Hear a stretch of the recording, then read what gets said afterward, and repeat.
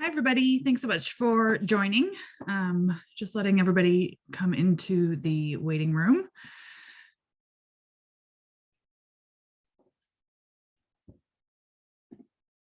We'll get started in a couple of minutes. Just letting everybody come in. See some familiar names, some new names, which is always great.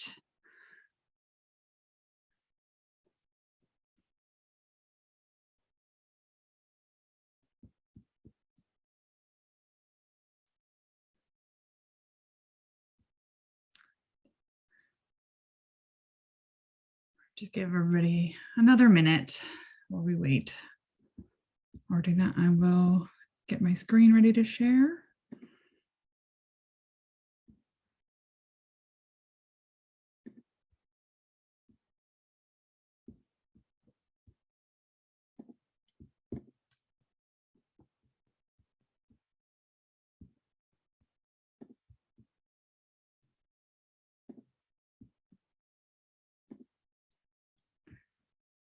Great. So while we're waiting, if people just want to give a quick hello in the chat, please feel free. Say where you're from. Make sure that you've got the everyone selected in the chat so everyone can see your messages.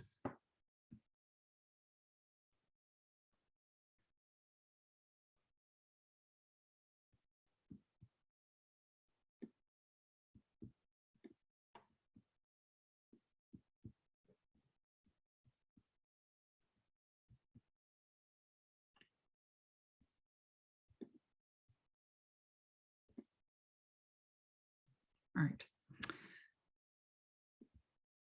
I think we've got a good number of people on for today. So we will go ahead and get started. I don't want to take too much of your afternoon, but yeah, thanks everyone for joining. And we are here to talk about web analytics and mostly using Google. Oh, it's National Tea Day. Oh, we're getting a tea after this, definitely. But yeah, we're here today to talk about web analytics using Google. Before we kind of get into everything, I am Kat Carter and I'm the commercial director here at Hubbub. I may also be joined today by Jonathan May, who is Hubbub's CEO. But we have been at, well, Jonathan's been here since the beginning and I've been at Hubbub for about 5 years. And in my role, I get to work with all of our lovely customers, as well as the rest of our commercial team, helping our customers to run some great digital giving campaigns and appeals. And if you're not familiar with what we do here at Hubbub, we are a digital giving platform provider who also provide platform expertise and guidance to our customers as they run their digital campaigns and appeals. So one part platform, one part digital expertise, hopefully putting those two things together to create some really successful campaigns and appeals for our customers. So before we start, I just thought I'd ask a question to the audience to kind of gauge where everybody's at with web analytics and using Google, is what your experience is of using Google Analytics or things like Tag Manager to understand your digital campaigns. And so the answers we're looking for are never, a little, or a lot. If you just put those in the chat, that would be great.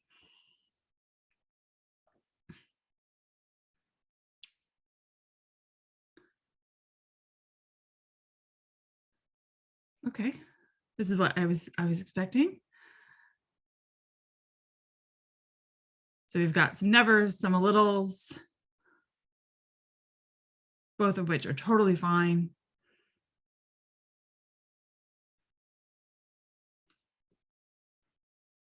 Great. Okay. Well, we'll take that as our kind of benchmark for where everybody's at in the session. So hopefully what I have planned will kind of go along with that.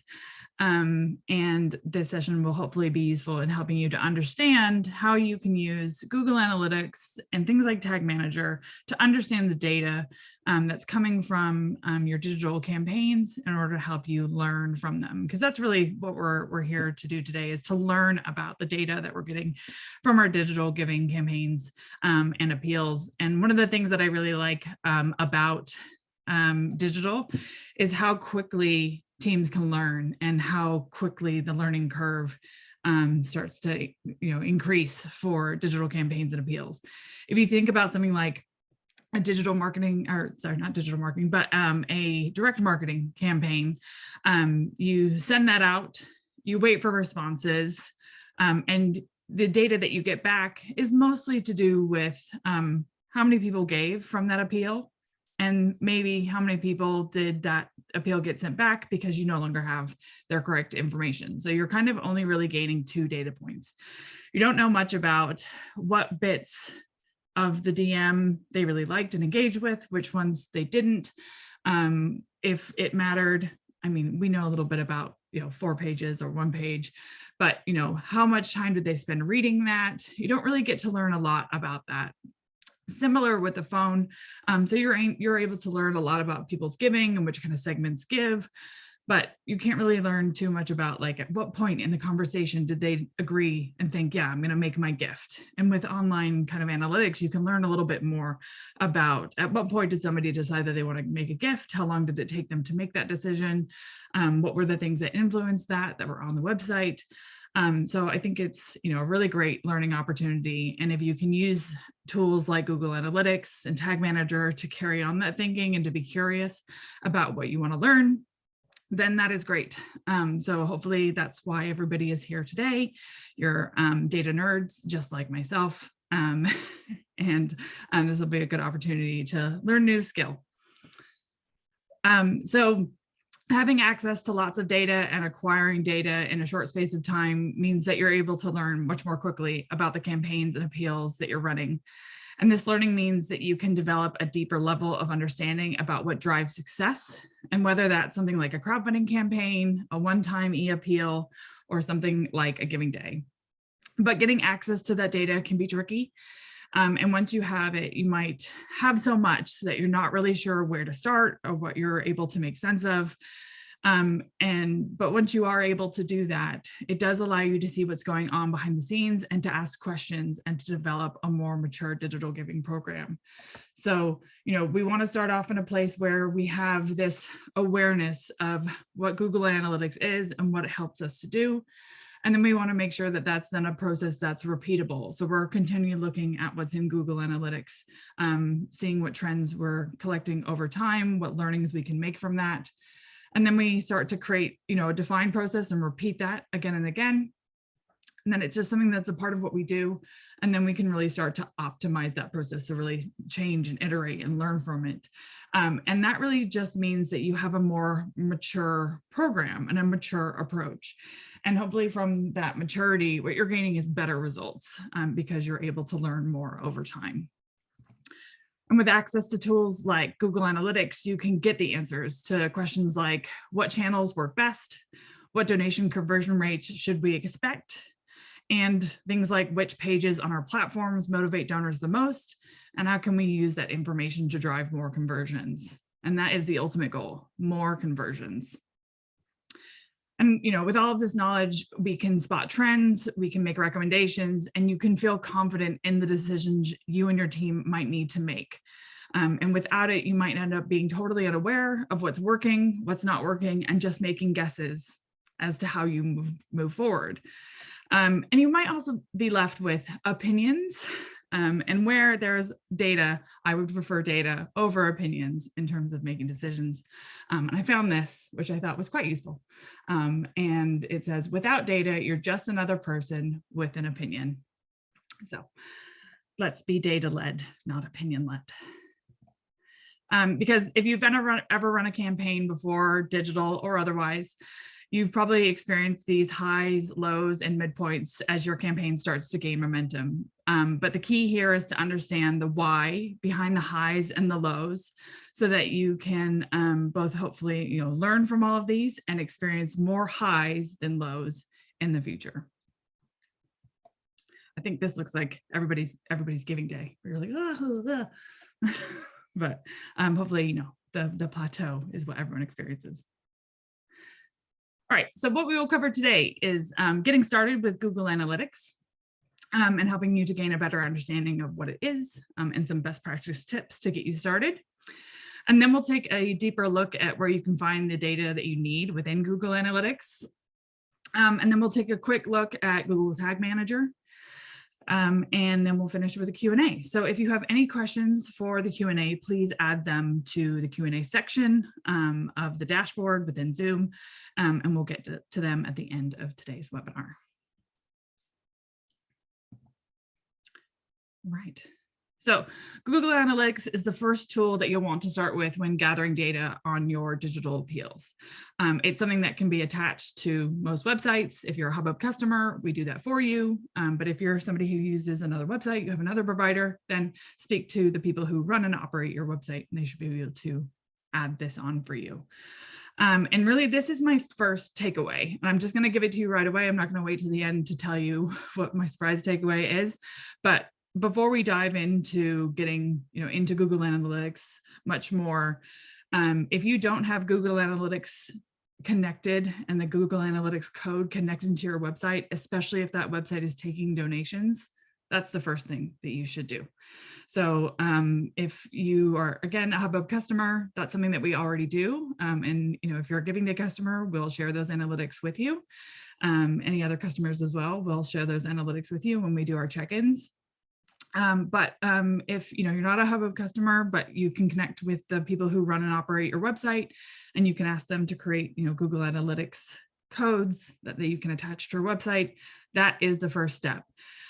Because even if you aren't sure how to analyze the data or where to find it, some of which we'll cover today, you're at least collecting the data so that when you are ready to analyze it, you have something to get started with. So especially if you bring on a new team member and this is their job, if you say to them, oh, thanks for coming in to analyze your data, we don't actually have any data.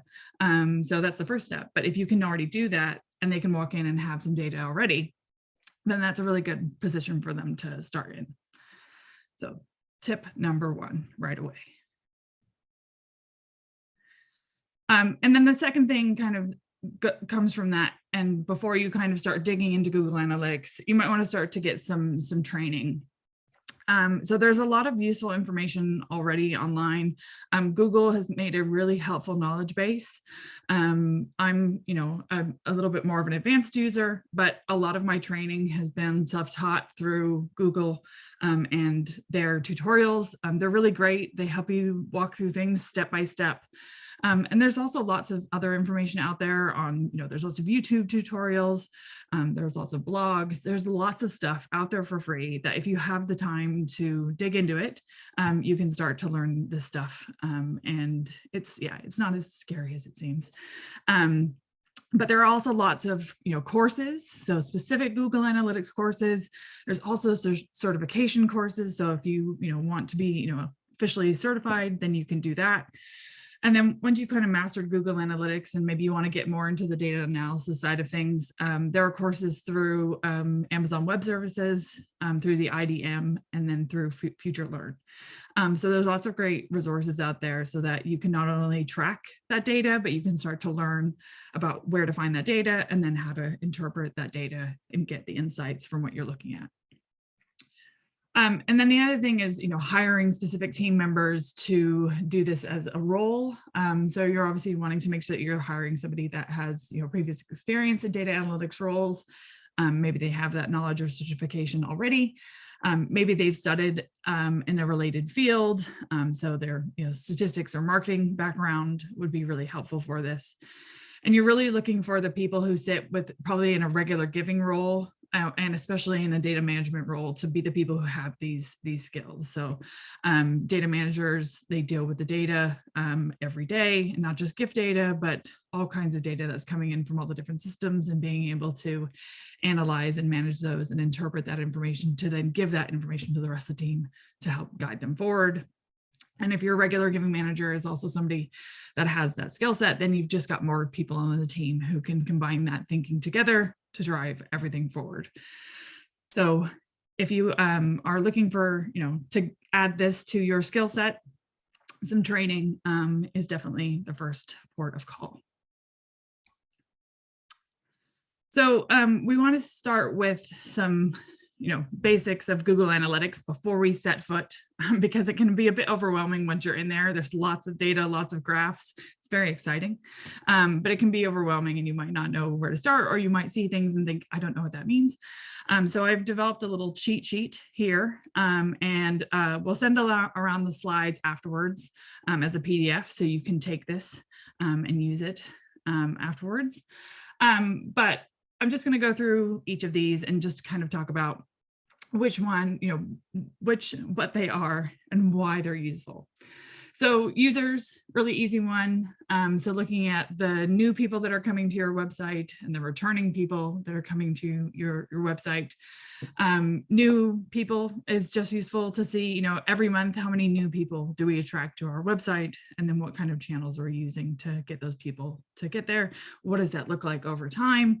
Are we seeing, similarities every month of people joining? Are we seeing peaks? Are we seeing troughs? What's causing those peaks? What's causing those troughs? But that, the number of users and what you're looking at in terms of platform engagement is a good place to start. The next is sessions. So each of your users will have a variety of different sessions, and usually this is indicative of 30 minutes on the site, or the end of a day, or a new entry point. So they come onto the website, they're there for 30 minutes, or maybe they leave the web page open. So Google says, okay, you're probably not actually there. We'll time that one out. We'll start a new one.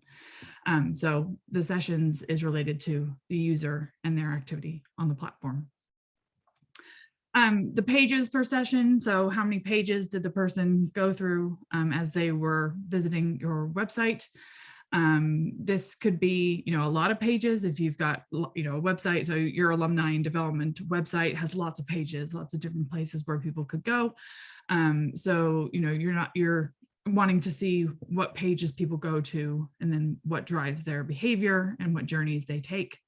On our donation platforms, there's, very minimal amount of pages. So there's only a few places that people can go, but it's important for us to understand where they're going so that we can see what's driving conversions. The next one is devices. So this is really important to make sure that you have a website that's optimized for mobile, for tablet, for desktop, which is probably the primary one.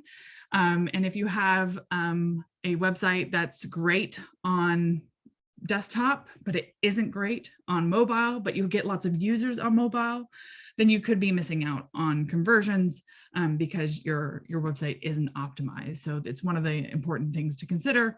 And if you have certain pages maybe that are not configured, and whether or not you need to do something about that. So the next one is sources and mediums and channels. So this is like where people are coming from to visit your website.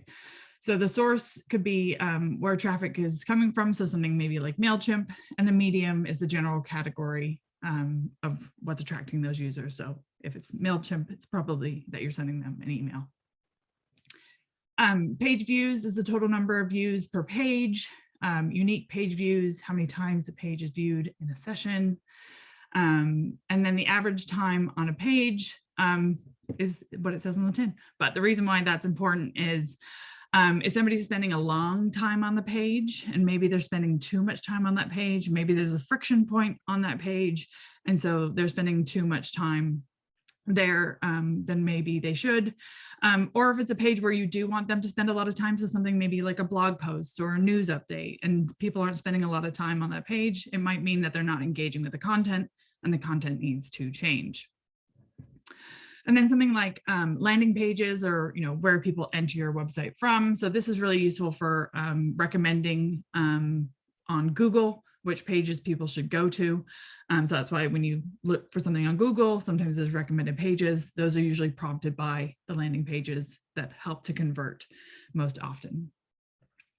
Exit pages is where people are leaving from. And the reason why that's useful is to see where this person's journey ends. Does it end where you expect them to? So they've made a donation, they're done, on their way. Or are they exiting before they even get to the donation page, and what's stopping that journey from moving forward? And then the bounce rate is how many people get to the site but take no action.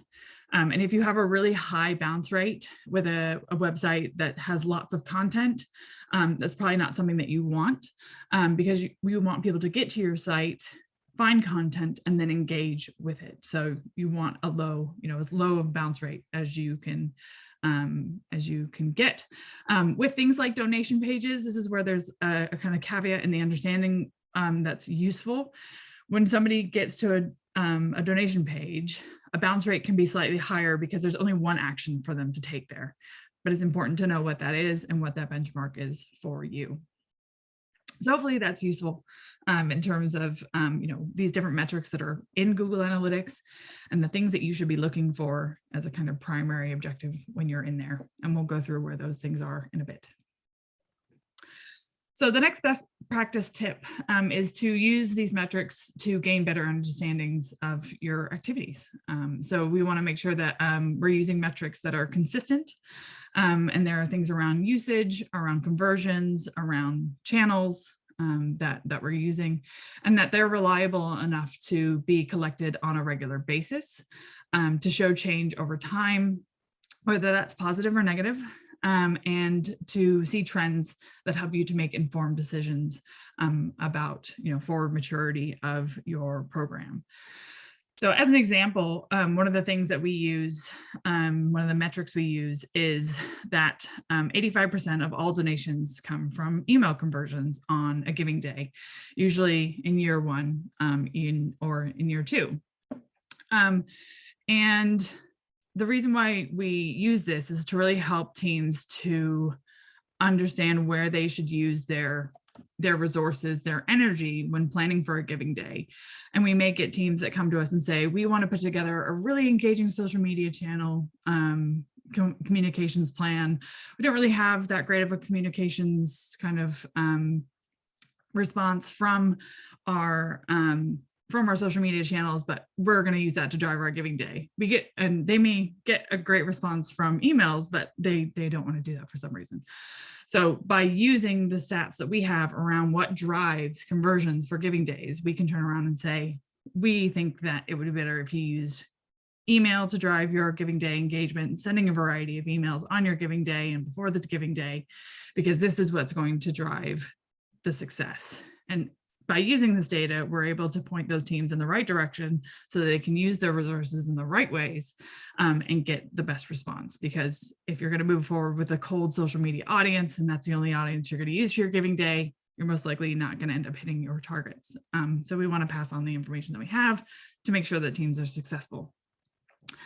So if teams have, above 85%, which is quite common, it may show things like a lack of channel diversification. So maybe they're not using email, they're not using their ambassadors. They're not using social media, they're not using their ambassadors. They're just relying on email. And while email is the primary driver for things like giving days, you don't want to solely rely on it. You do want to be integrating those other channels to make sure that there's diversification, that there's growth amongst those channels, but and watching how that changes over time. If somebody has less than 85% of the benchmark that we look at, that doesn't necessarily mean that that's a bad thing. That's sometimes a good thing. So it means that you have increased channel diversification, which is a good thing. You have lots of audiences, lots of places where you can talk to people about the campaign that you're running, lots of engagement, and lots of people coming in from lots of different places. Usually this takes time, but we see giving days that start at 85%, and then maybe they run 2 or 3 different giving days, and then that starts to change over time. And maybe the proportion of gifts that are coming in from email are 65%, but in that time, the team has grown their social media presence to account for another 25% of gifts from social media. So it's kind of what we can learn from some of our stats. And then it allows to ask questions, if email conversions are less than 85%, what is it that we're really looking at, and how can other channels help to convert? What are those rates, and why is that? So usually the benchmark for social media is about 10% of gifts coming in for a giving day. For ambassadors, this is usually about 5% or more. But what we've learned about ambassadors is that if you put in the effort to get those ambassadors to engage and they're motivated, there's a specific engagement plan for your ambassadors, you can really increase that. But we only know that that works because of collecting this data over time and looking at the campaigns that really put in that effort to make those ambassador programs work, and seeing that they get a higher response rate than those who just direct people to the ambassadors platform on their own without any extra engagement, and that they get a lower response rate. So again, we're able to pass on that best practice knowledge to not just know what the benchmark is, but what's causing that shift in that benchmark, and what are the institutions who are seeing a higher response rate doing to cause that. And then you might have something else like organic search. So where people are going onto Google, searching for your giving day or your appeal.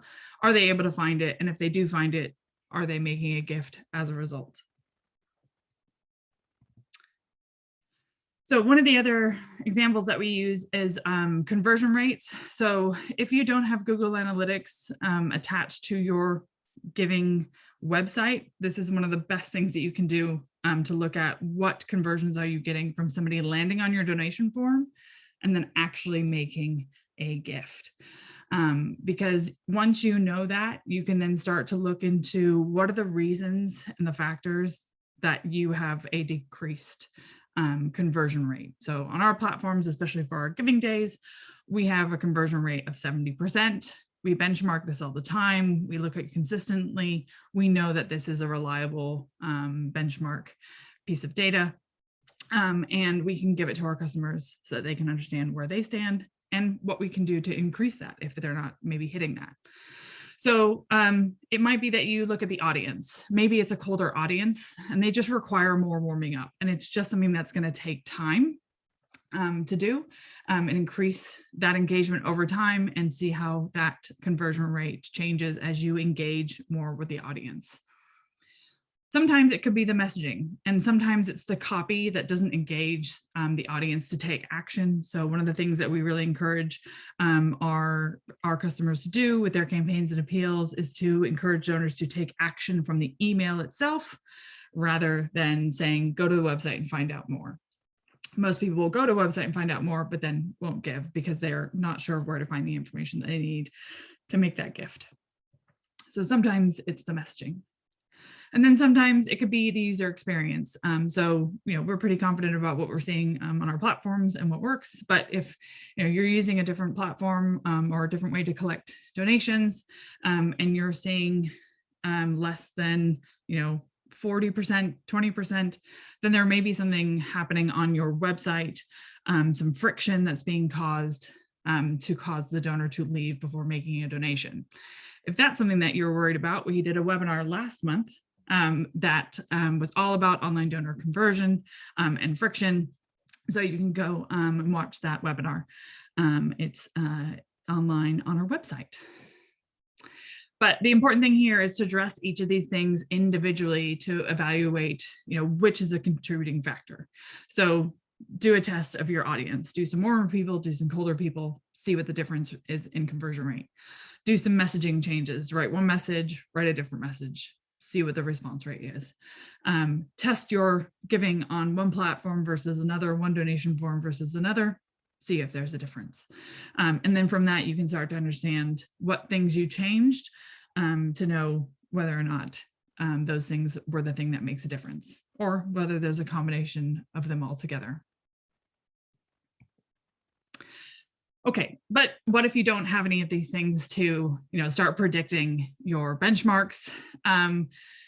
So, you can try to compare benchmarks and start with tools and expertise from other places. So we obviously have some of our benchmarks, and we're very happy to share those. But there are also researchers like Next After and M&R benchmarks who specifically look at charity donating and website analytics and digital marketing benchmarks from things like email to social media to actual online conversions. So they are great resources and great places to start if you're not really sure which benchmarks to use. We use them ourselves. So they're a great resource. And then, the next thing is just to start collecting this data and start experimenting with tracking the results. You have to start somewhere. So just start collecting that data. And then once you have that data, to measure and evaluate and then iterate over time. And then you can be curious and ask questions. So what do you know? What don't you know? What would you like to know? What happens when? What if? How many people does it take for this to happen? And what works better, A or B? But this is all about, not just collecting data for data's sake, but using that data to make informed decisions and try things and experiment and see what the results are. So we want to make sure that we're setting up Google Analytics as our first step, that we're giving our team some training or hiring those with specific skills, that we start to use some of the basic metrics within Google Analytics and start to gain a better understanding of those activities, and that we are curious and we are asking questions. So we're going to now dig into Google Analytics and where to find all of these wonderful bits of data so that you can make the most of the, oh, sorry, my screen is not progressing. There we go. So yeah, you can make the most of the data. So again, this is the cheat sheet, and I've just put in here where to find this information in Google Analytics, because when you go into Google Analytics, it looks like this. And this can be quite overwhelming if you're not really sure where to go. One of the first things that you'll want to gain a better understanding of is, things like, here's where the users are, here's the sessions, bounce rates, pages per session, all of these wonderful metrics are right here in the kind of audiences section of Google Analytics. In here as well, you can see a kind of progress over time and peaks and troughs in the data.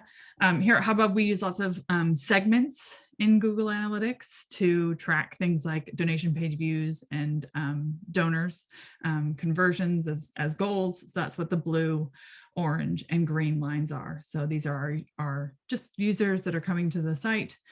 These are the people who are viewing the donation page, and then these are the people who actually made a donation. So even without kind of knowing too much about what perhaps is driving this activity, I can know that whatever was kind of sent here at the beginning of February, which was probably most likely an email, had good open rates, good click rates, but it also had good conversion. And that's what I'm looking for, is that if I'm seeing a spike in activity, did that spike in activity lead to conversions? And if that activity didn't lead to conversion, I need to go back and look at what was driving that activity and why it didn't, because that's the thing that I'm learning from. And you almost want to find the things that aren't working to learn from them, because if you're looking at everything that's working, you're probably not going to learn too much from that other than it worked, but not maybe as to why. So yeah, so this is the first place that you'll want to head when you're looking into Google Analytics. So audience and overview. And I'll give you a different perspective of what this looks like for something like a giving day. So this is, one of our causes platforms where, you're driving activity to it all the time. So it's pretty active, but with our giving day campaigns, they're only active for a limited amount of time. So this is showing the kind of before giving day activities and then what happens on a giving day. So this will be day 1 and this will be day 2. And if you're a Hubbub customer, know that, we recommend you send lots of emails. And sometimes we get questions of, Well, if you send more than one email, will people stop paying attention? Will people, unsubscribe? Will people get annoyed? Will people even give if you send them more than one email? And because we can track this in Google Analytics, we can say, we know the answers to those questions. So we can say, you'll get a steady drip of activity that before giving day starts. That activity will increase on giving day. You'll see a big spike in the beginning, and those conversions will track.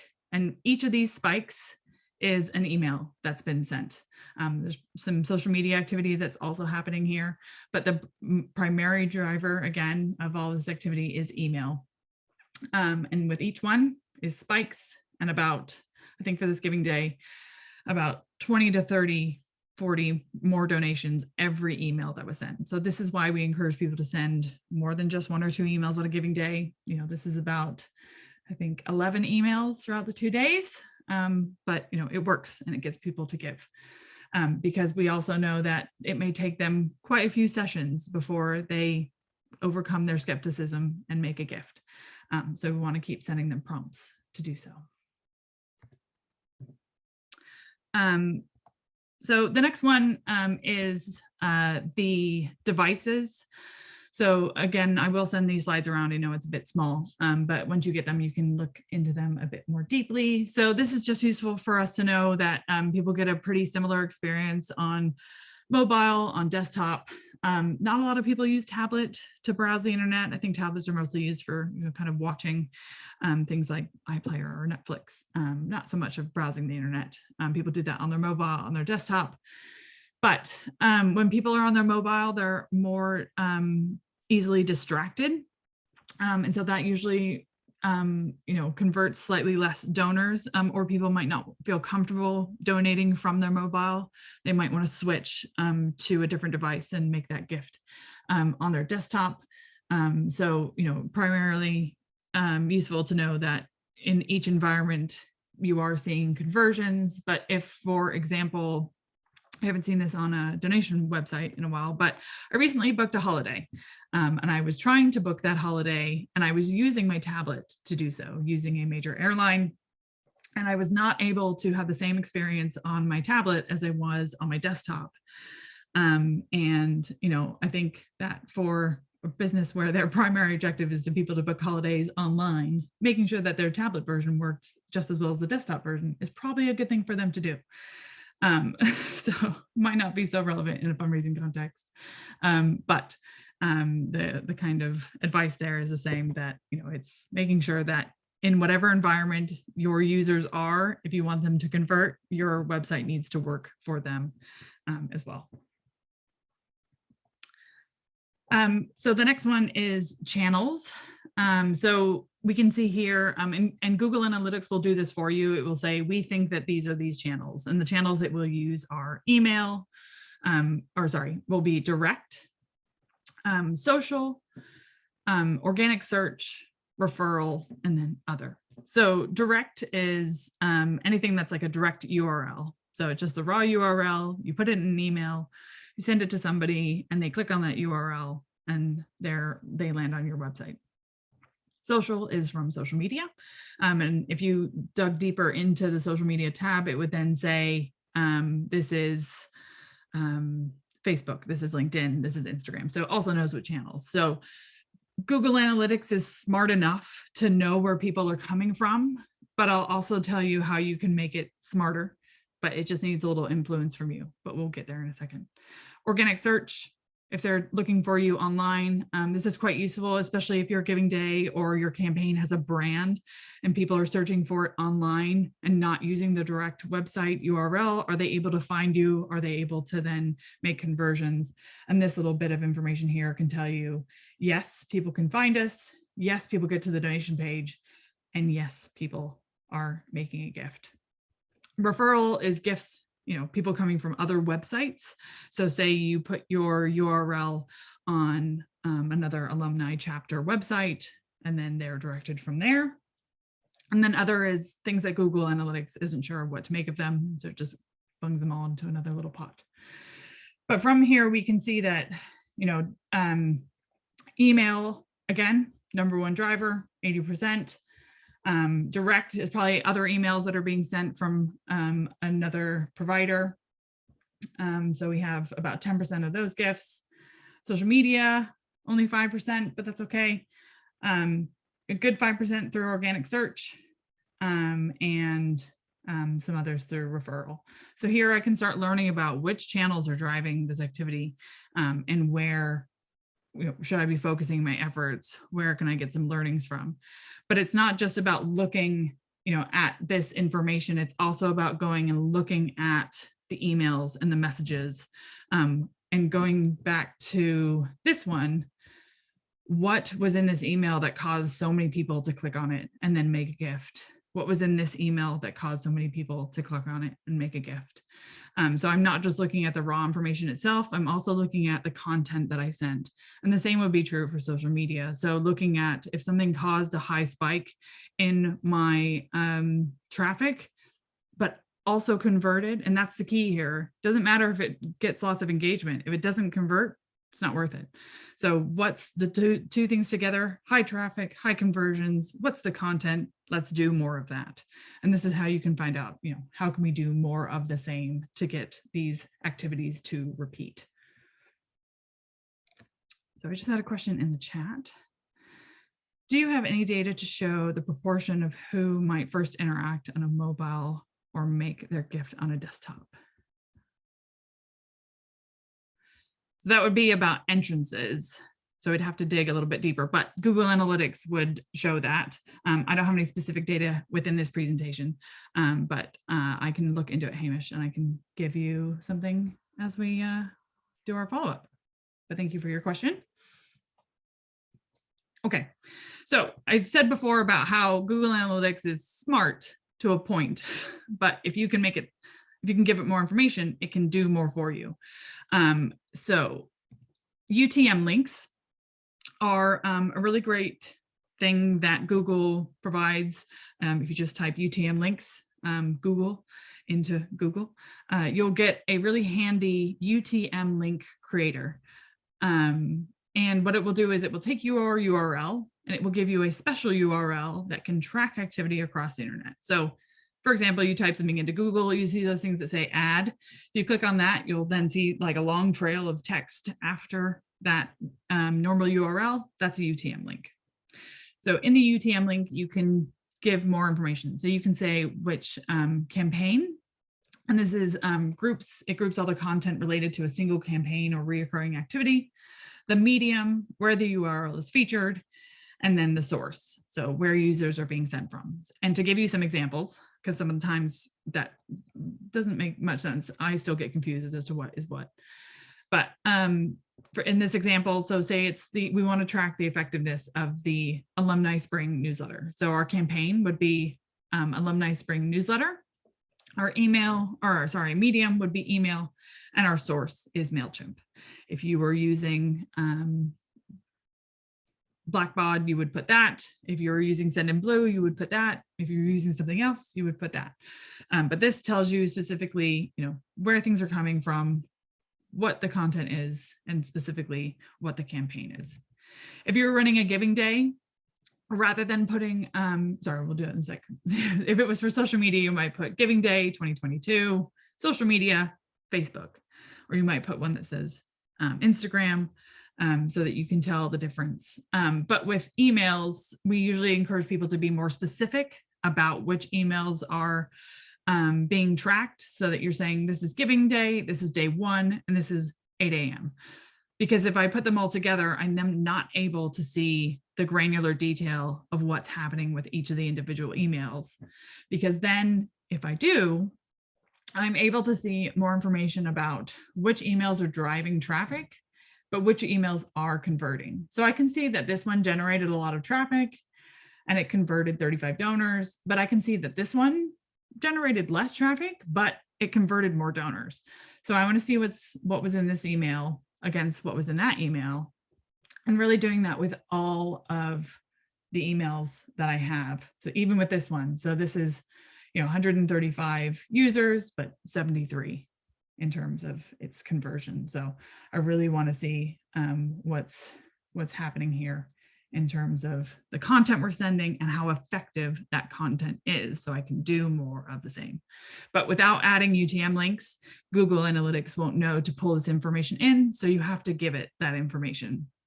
When you create those UTM links, you put that full UTM link in place of where you would normally put your normal URL in your email. So if it's in a button, you put it in the button text, in the image, in an image text.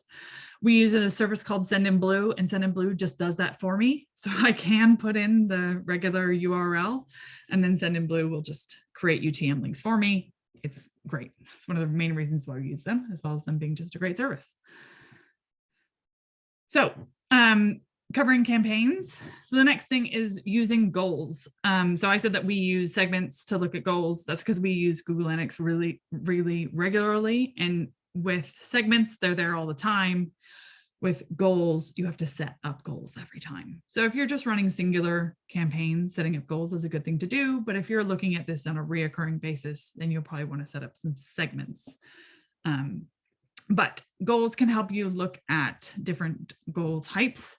And usually they fit into 4 different categories. So looking at a destination. So did someone land on a specific page? And that was the place you wanted them to go. So for us, donation page. Did they land on the thank you page for making their donation? That's where I want them to go. That's my goal. And I can track that. I can look at the duration. So again, if somebody's on a page for a specific amount of time, and I don't want that to go over 2 minutes. So that's my goal. If it goes over that, then it doesn't reach the goal. If it stays under that, then it would reach the goal. For pages and screens per session, so seeing if a user views a specific number of pages or screens. So say, you don't want somebody to go over 3 pages before they make their gift, and knowing whether or not how many times that goal has been reached and whether or not that changes over time. Or doing goals around certain events. So maybe you want people to watch a video and you can put an event goal around watching a video, or social recommendations or things like that. So when you have your goals, you can then, so this is using the channels that we just saw before, and then you can also look at the goals. So you can see from here which of the channels has the highest goal conversion in terms of converting donors. And again, this is all stuff that, what we didn't want to do today was spend too much looking at Google in terms of how you do these things, but pointing out the things that you should be looking at. And then you guys can head over to Google, and they've, again, got some great resources for how to set these things up. All right, so those highlights for Google Analytics are making sure that you look at audience overview, device overview, channels, using things like UTM links, and then using goals to track conversions. All right, the last thing we are going to have a look at is Google Tag Manager. So this is a bit kind of like you've found your feet with Google Analytics, you're now ready for more. And that more is mostly event tracking. So this is our, a version of our Giving Day website, our Giving Day platform. And there's a lot of stuff on here, but we use Google Tag Manager to make sure that everything that is on this page is effective and its placement is effective, because we know that the placement and the content that's on here is going to be driving donations. And if it's not driving donations, then there's no reason for it to be on the page. So we can use Google Tag Manager to look at event tracking and say, there's lots of donate buttons. Which donate button works best and is used most often, and which converts? Does the order of the projects down here, does that matter? Do people just select the first one, or do they select others? What works better in this place, a video or a photo? How far do most users scroll? Do they, only scroll to here? Do they scroll all the way down? And what do we do if, 40% of the people only scroll to this part of the page? And how do we make sure that the information in that part of the page is the information they need to make a gift? What sections have the most clicks? And we also look at things, what works better, buildings or people? And we're able to not only have people ask us these questions, but provide answers because we've tested these things ourselves. So you may also get questions like this of what's better, a photo or a video? And you can say, well, I'm not sure, but we can plug that information into Google Analytics, put some event tags on it, and find out the answers. It might take a little bit of time, but you can get those answers. And that's really what this is for. So once we put all of our kind of events into place, and these are set up using the tags from Google Tag Manager and then pulled through Google Analytics, we can then start to see what's happening and track these events. So everybody goes to the homepage. So if one of the things we want to know is how far do people scroll, we can set up an event to track that. We can also set up on our ambassadors toolkit, how far do people scroll on the ambassadors toolkit? And what information and how useful is that information? Do they scroll all the way down? And this is all about how do we optimize our platform so that they are the best in terms of getting people to take the actions we want them to take on the site. One of the ones we wanted to know was the donation button. There are 3, which one is used the most? Which had better views in terms of projects? Was it students? Was it research? What about the donation button on a mobile?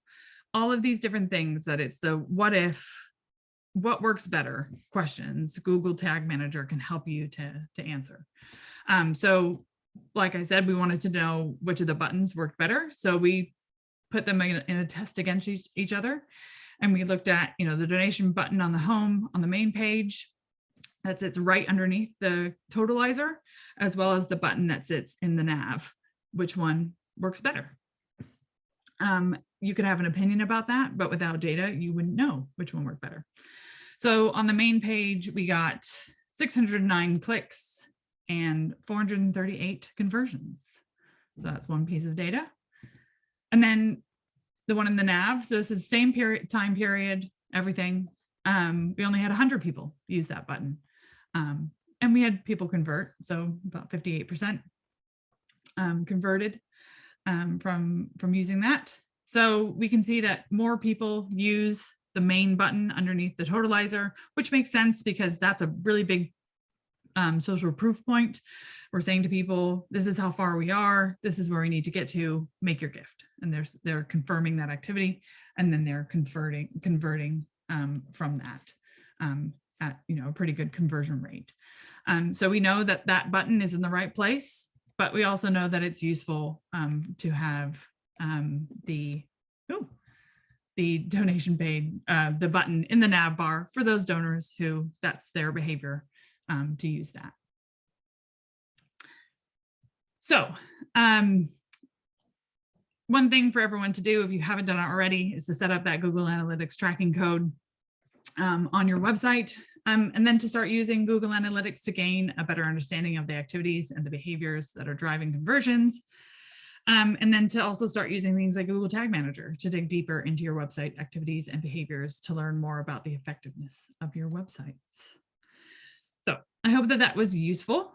For those of you who have never used it, that's a whistle-stop tour of why you would use Google Analytics, the things you want to look for, and how you can increase your skills. For those of you who've used it a little bit, maybe you've learned some new things today, and that's been hopefully useful for you. If you have any questions, please do feel free to put them in the Q&A. I think we might have one, so I'll have a look.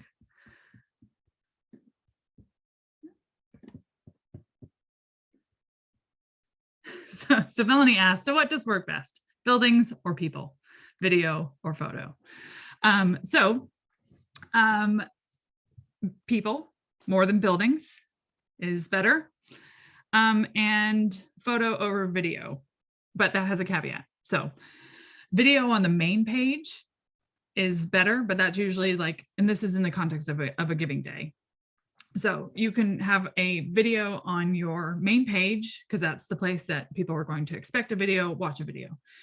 But then you don't need to create videos on your project pages because less people watch them. So there's no need for the team then to create individual videos for each project because it's less likely that they're going to be watched. So this helps us to give advice to our customers when they say, should we create videos for every single project that we're fundraising for? Our advice is, if it's going to eat up your time and take away from other resources, no, a photo will do the job. Any other questions?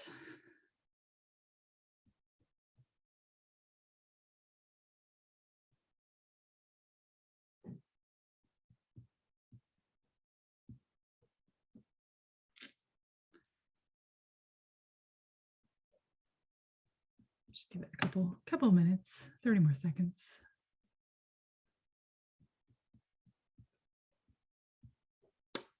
All right.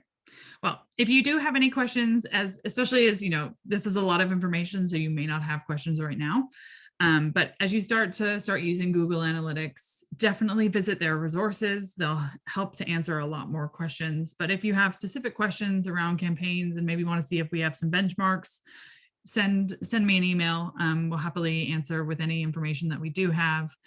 And yeah, feel free to follow up. We have, as a reminder, we have our LinkedIn group. So do feel free to join that. And it's a place where you can connect with others who are subscribers to the webinars and ask questions. And our next webinar will be tips for creating engaging emails. So some of that stuff that I was talking about, you know, what's driving the success of the emails that we're seeing on things like giving days, we're going to dig into that in the next webinar. So that's going to be May 19th, 3 p.m., which I believe is, again, another Thursday. So if you're a subscriber, you'll get that link sent to you closer to the time. For anybody who's maybe not yet a subscriber, maybe you're watching this on demand and got the link sent to you from somebody else. If you subscribe to our webinar series, we'll just keep sending you webinars as they come. But thank you so much to everybody for joining. Thank you for giving us a little bit of your afternoon. If you're watching on demand, thank you for choosing to spend an hour listening to what we have to say about Google Analytics. I hope it was useful. If you have any questions, feel free to get in touch. But for now, I hope that you have a lovely afternoon or rest of the day. And thanks very much for joining. Bye.